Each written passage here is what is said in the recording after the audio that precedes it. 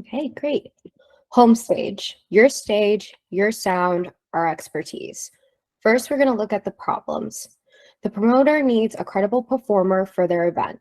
The second problem, the performer wants performance opportunities to enhance their EPK and to perform in front of their fans and to make new ones. The solution, Homestage, a platform for local and independent venues to book performers to perform based on data-driven matches and recommendations.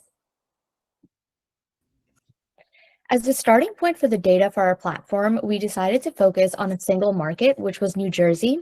We selected 8 venues that fit in our target market and found about 8 to 12 artists per venue that have had performances there recently. For each artist-venue pair, we assigned a recommendation score by using our domain knowledge to judge the compatibility of that artist and that venue. We also pull data from Spotify and Chartmetric. We use the Spotify and Chartmetric APIs to build out a profile for each artist. From Spotify, we pull the artist's follower count and popularity score, and from Chartmetric, we pull the artist's genre, engagement rank, career stage, and career trend. We chose these data points because this is what venues would be looking for when booking an artist. This data then helps power the search engine and recommendation algorithm of our platform.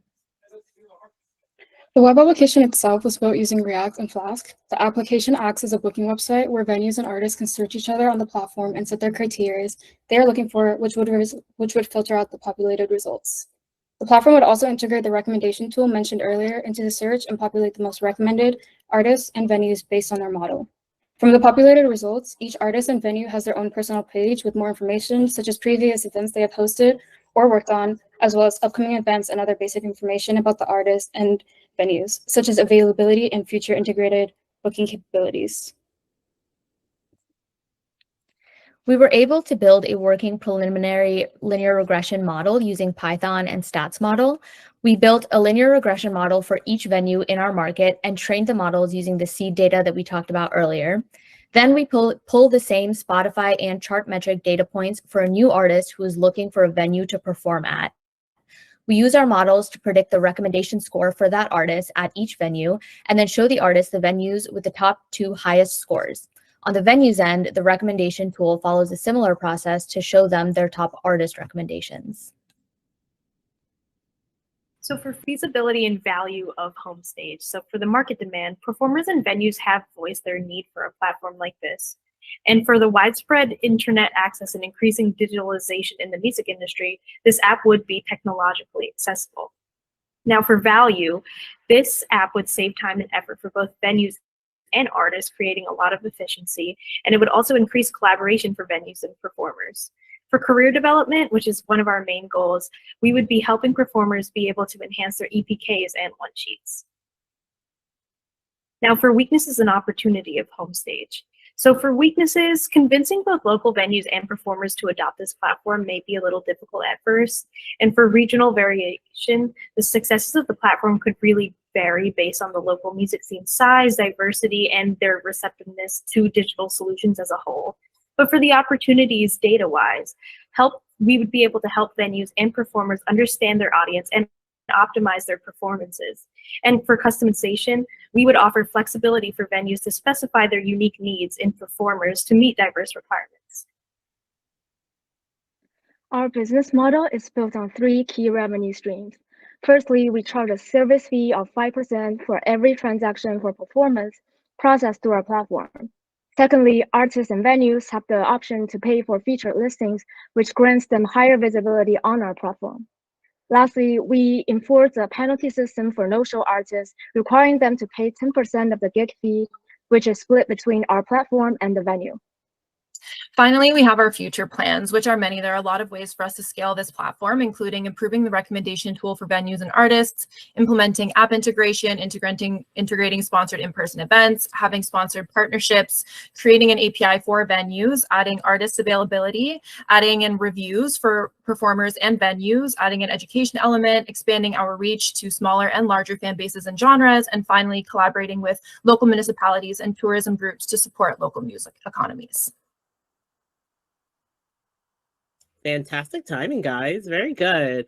We're going to open the floor up to questions from our judges.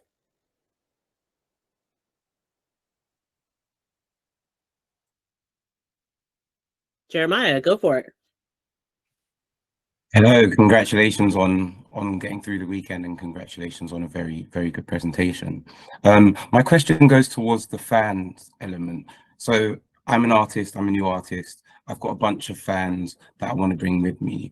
How might the app integrate fan interactions, or perhaps kind of allowing artists to bring fans with them? Perhaps how might a fan from your app be able to follow their favorite artist? So with the reviews tab, we thought of this.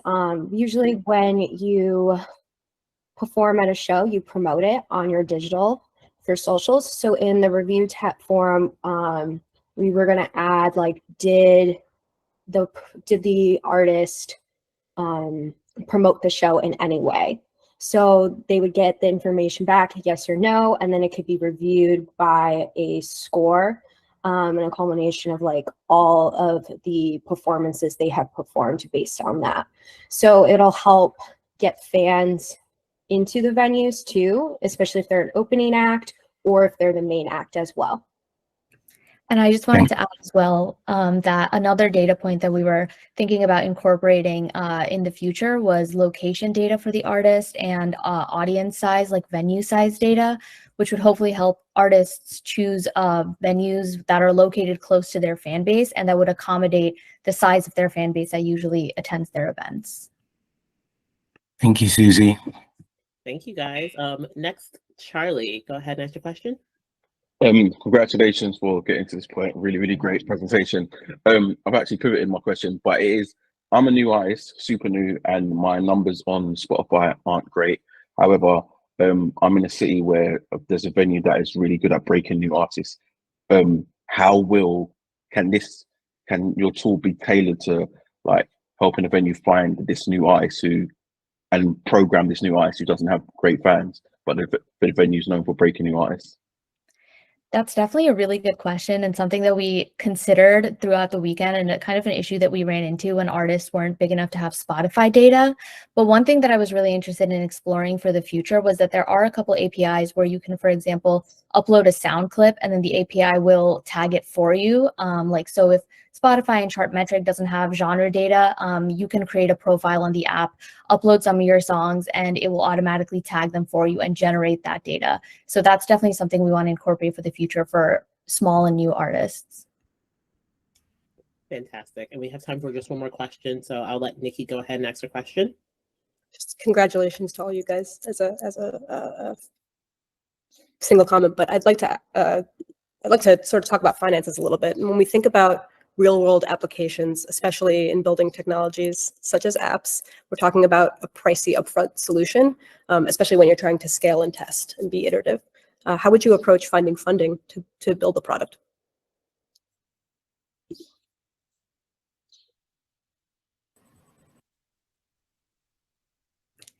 That's also a really great question. I think thankfully with things like this, there is a good amount of free resources that we can use. Like everything we've used so far is free, and some future things that we were hoping to integrate are free or low price. But I suppose if we were to build this out into a full functioning, launched product, we would definitely have to approach different, maybe like venues or like companies locally in our area that would be interested in something like this, or something like this would be beneficial to help cover some of that upfront cost. And maybe that means that they can not pay those flat fees or something in the future where they'd use the platform. I think it's also good to mention as well that like crowdfunding is also always an option. I think obviously it's a very big platform that's centered very much around these small artists and small venues. And if they find that this could be very useful for them, there's a lot of opportunities there to get the word out and to kind of create funding that way as well. And also with the National Independent Venue Association, we did a lot of research with that when we first came up with the idea. So if we could collaborate or communicate what we're trying to do with their personal interests, I think there could be a lot of potential there. Amazing. Thank you guys so much. Again, congratulations to all three teams. What's going to happen now is the folks watching at home, you'll have the opportunity to vote. Our judges, you're going to hopefully, we'll see, get pulled into a breakout room for you to deliberate as well to decide the judges. I'm going to give a closing talk and then our judges will get the honor to announce the winners of Measure of Music 2024. So we're going to take a bit of a break for about 5-6 minutes or so before we kick back off again. Thanks everyone so much. See you all soon.